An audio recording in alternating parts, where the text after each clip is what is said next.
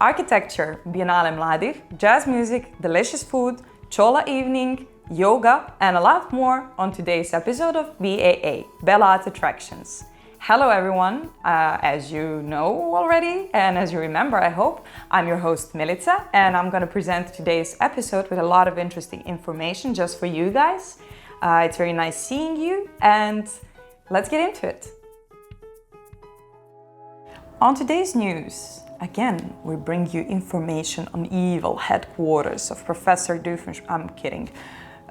We have established recently that these buildings, especially this one, only look evil to me because of my wicked brain, and for the rest of people, they just look like examples of architecture, which is, of course, today's theme. So we decided to go on a more touristy side of the news by highlighting some of the most interesting and outstanding examples of Belgrade's modern architecture.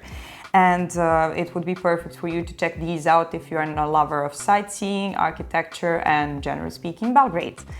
First off is BIGS, or good luck pronouncing this, Beogradski Izdavačko-grafički zavod, or in English, Belgrade Publishing Graphics Bureau building.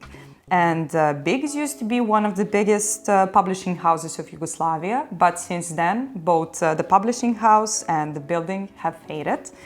And yet the BIGS building, as it is called, still dominates the landscape when you're driving across the Gazela Bridge from New Belgrade to the scenic settlement in the old part of the city. It's very distinctive and you just can't not notice it for its colors and for its, urban ruine. How would you call that? It's kind of unkempt, but still urban and interesting, so it's a perfect location for hipsters. And it's an early example of modern architecture here. The construction began in 1936, and it was completed 4 years later, in 1940. It became the seat of BIGS during the late 1940s, and to say that it's totally dilapidated today would be a huge understatement because it's even more than that. However, appearance and looks can be deceiving because a lot was going on in the BIGS and it wasn't abandoned until recently. So over the years, it had found a second life as a place where artists and musicians could create new art, and various clubs could also rent cheap space. And I think there's a very famous example when there was a performance by Party Breakers, a famous Belgrade band, which was also accompanied by one and only Johnny Depp in BIGS. That was years ago, and for musicians especially, BIGS was a really big place and perhaps the only place in this city where you could rent rehearsal space at an affordable price. So it was favored by a lot of young and old bands. Now, a short walk from the rafts and the upscale fancy shopping mall, and you will end up in U Business Center, or UBC. And that's very distinctive building, so it's a mixed commercial residential complex, and it definitely jumps out from the New Belgrade architecture, which is mostly brutalist and grey, and all the newer glass business towers.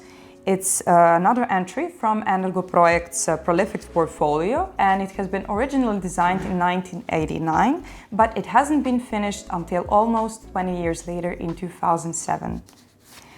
What makes this interesting is how the architect, under the name of Mario Jobst, embraced ornamentation in a part of town which looks very bleak, which lacks it completely, as is New Belgrade. So it's usually grey with clear lines, with brutalist architecture, and U Business Center is very geometrical and is bright red, with the bright red metal details, and Jobst has said that it was inspired by the Danube and the ship's sails that sail on Danube, so it demands your attention instantly and you can't not notice it. And from my own personal experience, it's also a famous place to get lost because every time I go there, I get confused. All the entrances look the same, very geometrical, very interesting, and very confusing. Next off, you can finally check out the Church of Saint Anthony of Padua, and it's tucked away on one of the hills on Vračar.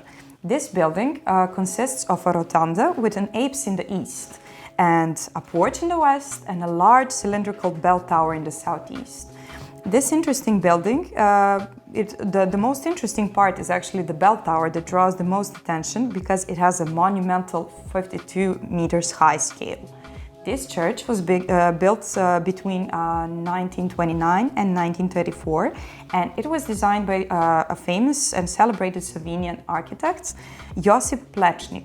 This is the only building in Belgrade and in Serbia designed by Plečnik, but he wasn't the only famous architect and sculptor that has had part in constructing this building.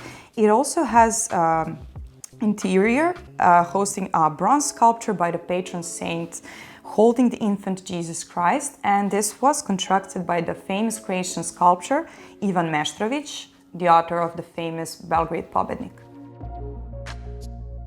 Starting this week is the Biennale Mladih, or the Youth Biennale, and this is an international exhibition of contemporary youth art. This is presented to the Belgrade public for the first time this year, and it is organized by the auspices of ULUS, so Udruženje likovnih umetnika Srbije, at several locations in Belgrade. The Biennale is organized by the organizing team of the Youth Biennale in cooperation with the Art Council of ULUS. And the organizing team is composed of young people up to 35 years of age working in the field of culture. The Biennale is designed as a platform for horizontal cooperation and exchange of new and established both actors in the field of arts, and it's open to new participants and partnerships, providing continuous or occasional engagement. So it seems like a great opportunity for young artists to just present their art due to a big public coverage. And this festival not only shows the production and performance of works of art, it also shows the construction of discourse and the distribution of knowledge. Curatorial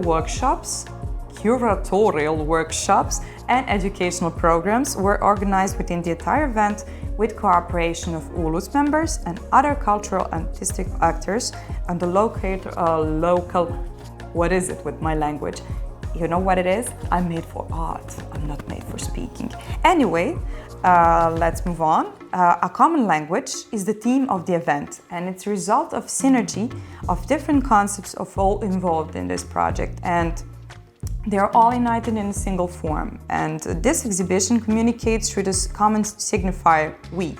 It doesn't speak in the name of someone, and it establishes the body that speaks a common language. So you can expect to see a variety of interesting artworks in all types and forms and mediums, but presented in a common, understandable language, which is interesting. It will be running until the 5th of September, and it starts on 29th of July.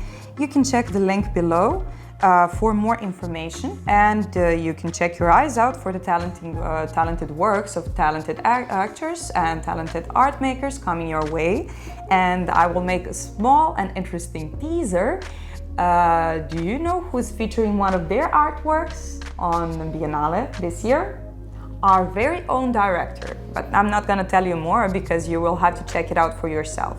Of course, it's important to mention the festival asks all of their visitors to adhere to all current pandemic measures and precautions and to be accountable for themselves and others at this event. Further on the music side of today's art events, you can check out the good spirit and the magic and the carnival of New Orleans in Belgrade. You can do this in Blues I Pivo, which is a very interesting and very cute bar in Cetinska Street, and it has a strong groove with the incredible Jim Wilson, direct heir of the African-American tradition of singing and playing jazz, funk, blues, and Afro-ethnic world music that will shake you up during the night, and with his accompanying band, The Foundation. This lovely performance starts at 8:30 p.m. at the aforementioned Blues I Pivo at Cetinska 15. The tickets go for 500 dinars, and you can book your place via their inbox. From me, it's a recommendation because I went there. It's a lovely and colorful place. The sound is great, and it's a lovely opportunity for you to, check in with yourself, dance a bit, listen to a bit of original and lovely, interesting music. And I don't know what's with me with and lovely and interesting. Those are my new favorite words, accompanied by so. You can call and make your reservations at the number 063 177 3750. Look at me, I'm nuts! Okay, I think our director didn't want me to do this, but I did it in the true Michael Scott fashion of jokes. This day in small businesses, we have a lot of delicious food recommendations for you. First off, if you want to check out a whole bunch of homemade recipes that you can make yourself and then you can go along and visit the blog spicesunshine.com. We promise they are not difficult to make. That's a collection of tasty meals and they're all vegan. So that's also good. The recipes you will find here are designed to make your life easier, not more difficult. They don't, ask you to have pignoli in your house or that crazy stuff that no one has. They're simple and they're delicious. Most of them just require several ingredients and 50 to 30 minutes of time to make, regardless of what chef skills you may have. So, sounds perfect to me. And there is no highly processed food, no animal products, no gluten, no processed sugar, as said about them in the page. I think it's perfect for someone who prefers or preserves a healthy lifestyle. Check them out. Further on, if you would rather eat out and if you're not so oriented, to gluten-free, fat-free food, then I think pasta is the right thing for you. We have you covered with Pasta per Caso, whose goal is to bring the joy of dining together to you by using the freshest ingredients and freshly made traditional Italian pastas. I think it sounds like a dream. And all of their dishes are rigorously made following the classic recipes of their grandmother and aunties. Traditional dishes are rich in flavor, ranging from artisanal fried food, fresh pasta to homemade desserts. Again, living the dream. Check their Facebook page to see what they're up to and what they have and what they're all about. It's a big recommendation for me.